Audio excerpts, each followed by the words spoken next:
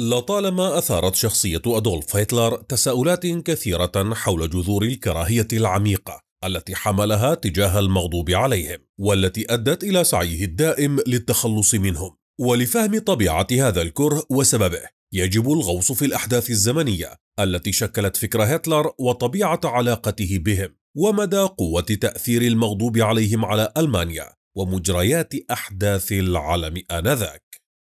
جاءت أولى بذور كراهية هتلر للمغضوب عليهم عندما كان يطمح في أن يصبح رساما مشهورا، فتقدم بطلب للالتحاق بأكاديمية الفنون الجميلة في فيينا، ولكنه رفض مرتين على يد أساتذة معظمهم من المغضوب عليهم. حينها شعر هتلر بالإحباط، وأرجع سبب رفضهم له إلى ما اعتبره تحيزا وعنصرية منهم ضد أي شخص لا ينتمي إليهم، علاوة على أنه في فيينا حاول كسب رزقه من خلال بيع لوحاته لتجار الفن الذين كان معظمهم أيضا من المغضوب عليهم، وكانوا يشترون لوحاته بثمن بخس دراهم معدودات ويبيعونها بأضعاف السعر، مما عزز لديه الصورة الحقيقية لليهودي الذي يستغل الآخرين. فقد كان المغضوب عليهم آنذاك يسيطرون على جميع المؤسسات الفنية. هذا الإحباط رسخ في ذهنه فكرة أن المغضوب عليهم يسيطرون على المؤسسات الفنية ويستغلون نفوذهم لتحقيق مصالحهم فقط،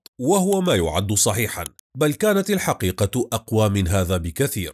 فقد عمل المغضوب عليهم على نشر الانحلال الأخلاقي وتفكك المجتمع الألماني، ونشر الدعارة والشذوذ من خلال المسرحيات والأعمال الفنية التي كانوا يقدمونها، وهو ما فطن إليه هتلر منذ نشأته. هذه التجارب أثبتت أن المغضوب عليهم يهيمنون على الاقتصاد ويستغلون الآخرين لتحقيق مكاسب شخصية. وفي فترة مرض والدته كانت تحت رعاية طبيب يهودي قدم إليها علاجا تسبب بتفاقم حالة والدة هتلر، مما أدى في النهاية إلى وفاتها. هذه الحادثة عمقت كراهيته للمغضوب عليهم، فبدأ ينظر إليهم كمسؤولين عن معاناته الشخصية في جحيم هذه الحياة، ولكنه سرعان ما انخرط في مسالكها وتطوع للقتال في الجيش الألماني خلال الحرب العالمية الأولى، وكان شاهدا على تفوق ألمانيا في بداية الحرب واكتساحها كل ميادين القتال. ولكن فجأة هزمت ألمانيا في الحرب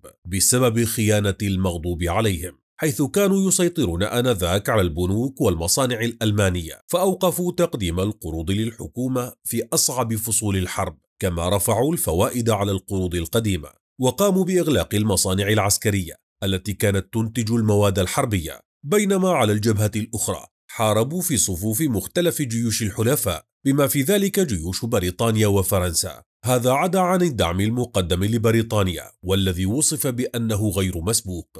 فعلى وجه الخصوص أشارت بعض التقارير على خدمة 50,000 من المغضوب عليهم في صفوف الجيش البريطاني خلال أحداث الحرب. وقدم أيضا أصحاب البنوك والمؤسسات الربوية منهم التبرعات المالية لدعم الصناعة الحربية البريطانية. وسيطر المغضوب عليهم على وسائل الإعلام الكبرى في ألمانيا آنذاك، ونشروا شائعات عن ضعف الجيش الألماني وهزيمته الوشيكة. هذه الدعاية أثرت على معنويات الشعب والجيش، مما أدى إلى احتجاجات شعبية وانهيار الجبهة الداخلية. كل ذلك غير من موازين القوى الدولية، وكان سببا مباشرا في هزيمة ألمانيا وزيادة كره هتلر تجاههم. وفي عام 1917 صدم العالم أجمع بإصدار وزير الخارجية البريطاني آرثر بيلفور وعده الشهير لليهود بإقامة وطن قومي لهم في فلسطين. هنا رأى هتلر أن المغضوب عليهم الألمان خانوا بلدهم الأم،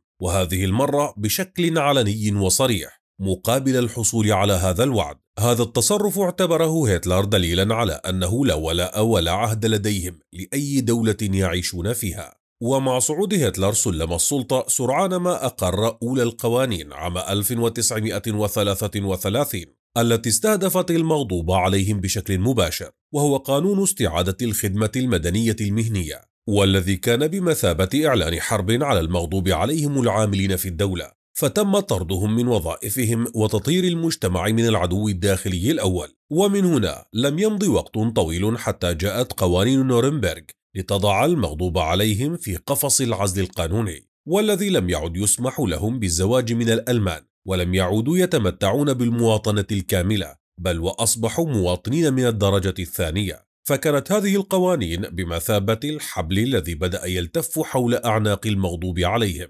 ويثأر ببطء من خيانتهم، مع وعد ضمني بأن الأسوأ لم يأتي بعد. فقد انطلقت تاليا موجة عنف قاسية، وقد جاءت هذه الدفعة في نوفمبر عام 1938 فيما عرف بليلة الكريستال. ففي تلك الليلة اندلعت أعمال شغب منظمة تحولت خلالها شوارع ألمانيا إلى ساحة دمار، حتى كانت النيران تلتهم معابد المغضوب عليهم ومحلاتهم التجارية، بينما يساق الآلاف منهم إلى معسكرات الاعتقال في إعلان صريح بأن الكراهية تجاههم جراء خيانتهم قد وصلت إلى نقطة لا عودة. ومع اندلاع الحرب العالمية الثانية في عام 1939 بدأت السلطات النازية بقيادة هتلر بتجميع المغضوب عليهم في منطقة معزولة، حيث انتشرت الأمراض والجوع، وتحولت هذه الأماكن إلى مقابر بطيئة الموت. وبحلول عام 1941